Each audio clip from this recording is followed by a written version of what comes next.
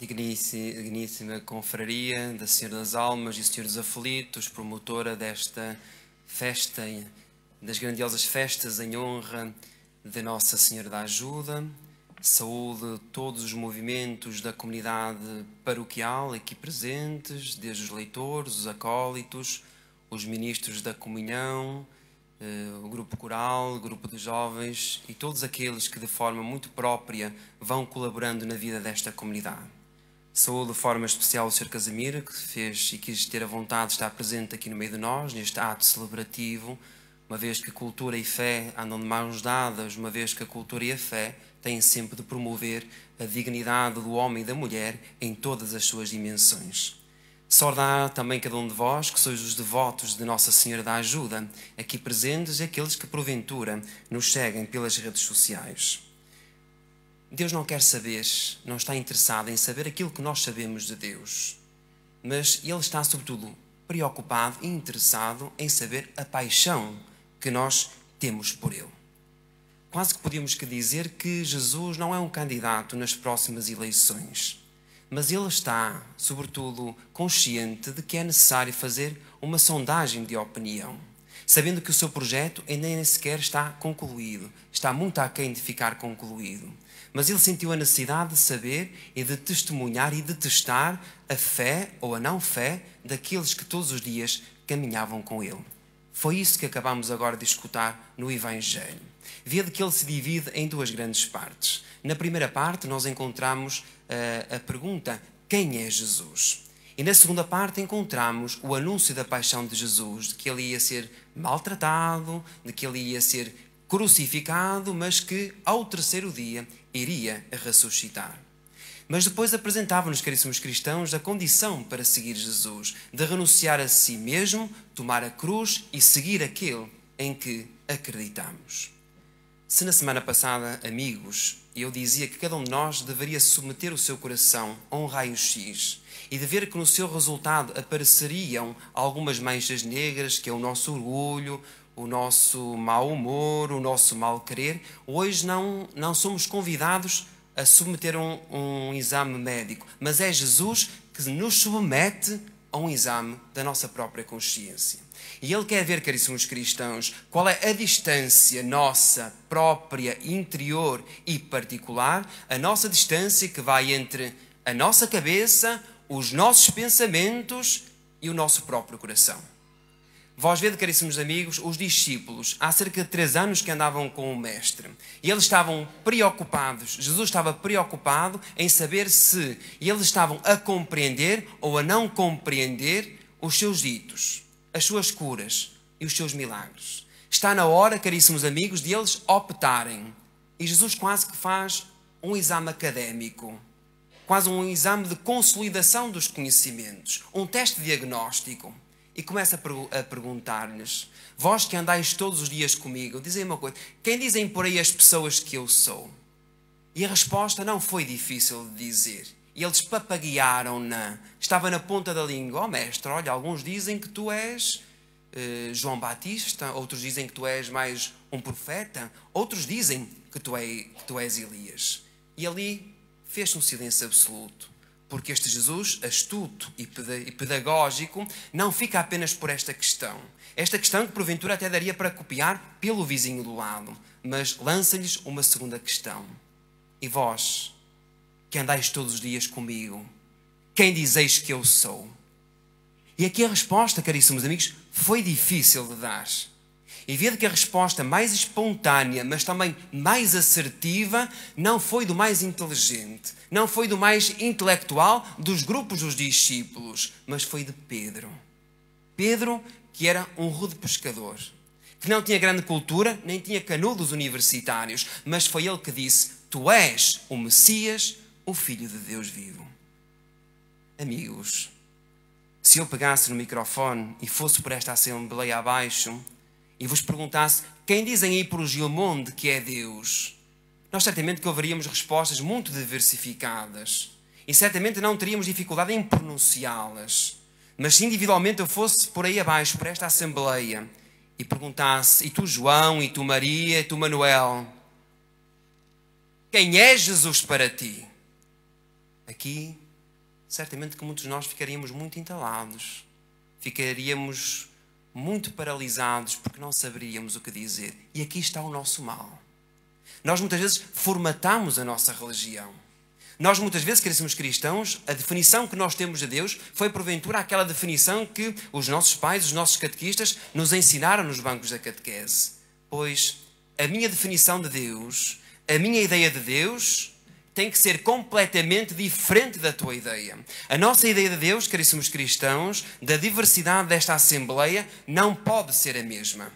Onde é que eu descubro Deus? Eu descubro Deus na minha própria vida, na simplicidade da própria vida. Quantas vezes é que a nossa vida não corre como nós gostaríamos e revoltámos-nos contra Deus? Colocamos em causa a própria existência de Deus. E quantas vezes na simplicidade da vida nós encontramos também ali a mão discreta e carinhosa de Deus. Eu creio, caríssimos amigos, que são estas duas facetas do bem e do mal, da alegria e da tristeza, da vitória e da derrota, que nos levam, sobretudo, a construir uma verdadeira ou um verdadeiro conceito de Deus. Olhai, nós estamos no dia 12 de setembro do ano de 2021. E vós vede que o nosso mundo e a nossa sociedade vive mais de perguntas do que respostas. Repito, a nossa sociedade, que somos nós também, vive mais de perguntas do que respostas. Como é que aquele conseguiu ter aquela casa? Como é que aquele conseguiu ter aquele carro? Como é que aquele conseguiu ter aquele posto de trabalho? Só perguntamos. Só desgastamos o nosso tempo focando o nosso olhar na vida do outro. E, consequentemente, desperdiçamos o nosso tempo, as nossas energias, a descobrir as maravilhas e os talentos que habitam bem dentro de nós. Eu podia vos perguntar: tu és o que sabes? Eu não sou o que sei.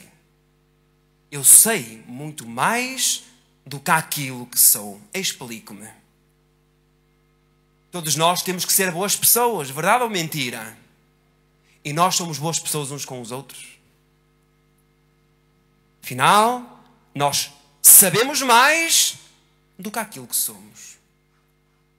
Muitas vezes escutamos alguém que até fala muito bem, que até tem um dom de palavra, que até tem um status social que nos agrada, que até é bom nós nos encostarmos a ele. Ouvimos com atenção, mas depois aquilo que ele disse não tem impacto nenhum na minha vida. Não será isto também que se passa com Deus? Nós até escutamos a voz de Deus, nós até compreendemos a sua palavra, mas não será que nós na vida prática, muitas vezes, esta palavra em nada se condiz com os nossos pensamentos, com os nossos projetos e com as nossas atitudes? O que é que acontece quando falam mal de nós? Nós não ficamos contentes, não ficamos satisfeitos. Muitas vezes até não reagimos, mas ficamos a remoer cá dentro. E se ficamos a remoer cá dentro, então o que é que diz a palavra de Deus? Perdoai-vos mutuamente. E o que é que nós fazemos? Nós não podemos brincar com Deus. Deus tem que ser levado muito a sério. E desculpa lá a expressão que é forte, mas que é verdadeira. Nós muitas vezes somos verdadeira canalha na relação que mantemos com Deus. Muitas vezes a nossa relação com Deus é uma relação interesseira. É uma relação infantil. E quem não acredita está muito atento a nós. E quem não acredita constantemente testa a nossa capacidade, da nossa coerência entre aquilo que dizemos e aquilo que fazemos. Vós vede que seguir Jesus e acreditar em Jesus não pode ser uma obrigação. Ninguém pode obrigar ninguém a acreditar em Deus. Acreditar é uma opção. E esta opção, caríssimos cristãos, passa também por um estilo de vida diferente, por uma radicalidade de vida. Em primeiro lugar, em que tudo aquilo que eu digo, aquilo que construo e aquilo que penso, em nada pode ser contrária à própria vontade de Deus. Em segundo lugar, reconhecer, caríssimos amigos, que nós muitas vezes sofremos, somos incompreendidos porque acreditamos no próprio Deus. Mas quem acredita, faz crédito em Deus, é superior a todas essas condições que tantas vezes são impostas. E era por isso que Jesus dizia no Evangelho: é preciso perder para ganhar. Mas que confusão é esta? Que curto-circuito é este? É necessário perder para ganhar. Explico-me. A lógica de Deus nunca é a lógica do poder.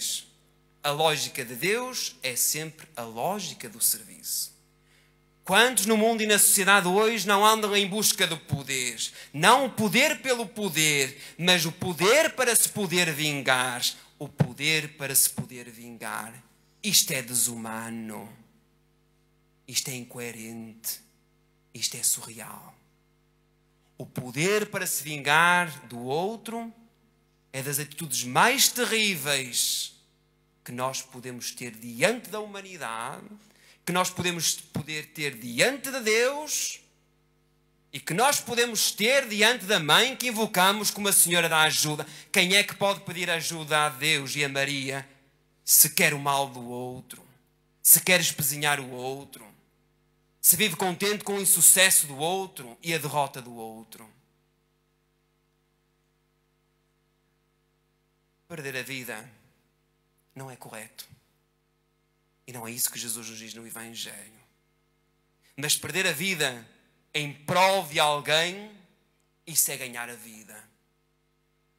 Eu olho tantos que estão nesta Assembleia, porventura detrás das câmaras, verdadeiras mães que renegaram um corpo fit, slim, para dar à luz um filho. De pais e de mães e de avós que tantas vezes deixam as suas prioridades em segundo plano para dar aquilo que realmente os filhos necessitam: a saúde, a educação, a fé, a companhia, um bom ambiente familiar. É isto, caríssimos cristãos, que diante de Deus tem valor. E nós muitas vezes vemos o cristianismo, caríssimos amigos, como uma constante missa de sétimo dia, de um luto permanente. Vivemos sempre na sexta-feira e não somos capazes de dar o salto para o lado positivo da cruz, que é a ressurreição.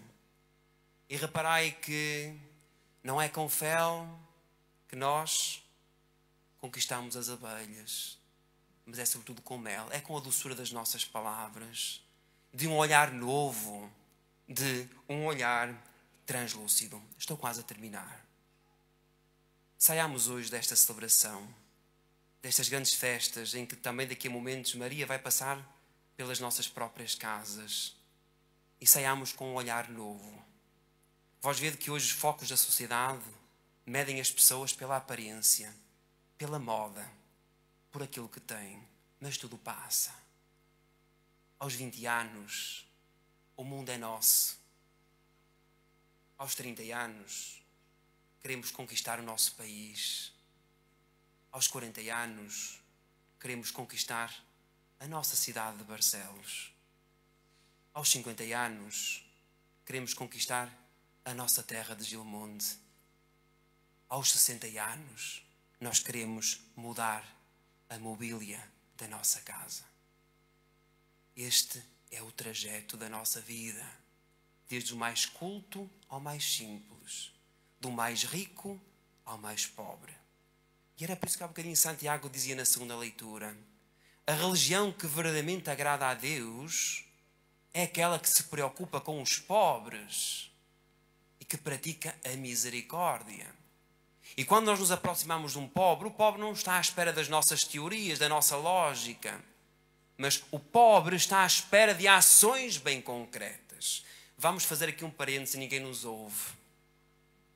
Nós muitas vezes olhamos para pessoas que não acreditam em Deus, ou que se confessam ateias, e nós muitas vezes ficamos de boca aberta. Como é que aquela pessoa é tão boa para os outros, é tão caridosa para com os outros, é tão próxima dos outros? E nós muitas vezes ficamos escandalizados. Como é que, afinal, como é que isto é possível? E sabes porque é que isto acontece? Porque nós muitas vezes vivemos a nossa religião apenas em tradições, em fórmulas, em práticas. Isso é importante, como é lógico. Porque nós deixamos de tomar consciência de que a nossa fé não é acreditar numa coisa. Mas a nossa fé é, sobretudo, acreditar em alguém. E esse alguém é, sobretudo, Jesus Cristo. Se queremos ser diferentes, não melhores nem piores, mas diferentes, Então a nossa fé não é um produto que temos na prateleira do nosso supermercado, mas a fé tem que ser sobretudo pautada por obras. Se nós, caríssimos cristãos, se nós vivemos como pensamos, nós acabamos por pensar como vivemos e rapidamente a nossa consciência se vai desformando. Maria foi aquela que soube, caríssimos cristãos, negar a sua vida própria, o seu próprio umbigo, a sua vida estável. Para quê?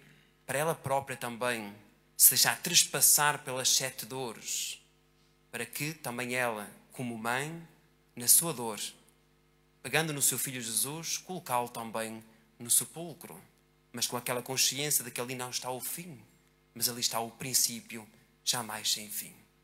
Ó Deus, tu sabes quantas vezes é que eu quero ser teu espelho, tua imagem, mas é difícil. Tu sabes quantas vezes é que eu tenho a tendência e a tentação de que os outros, ao aproximarem-se de mim, eu possa exalar o perfume da tua bondade, da tua palavra e da tua presença.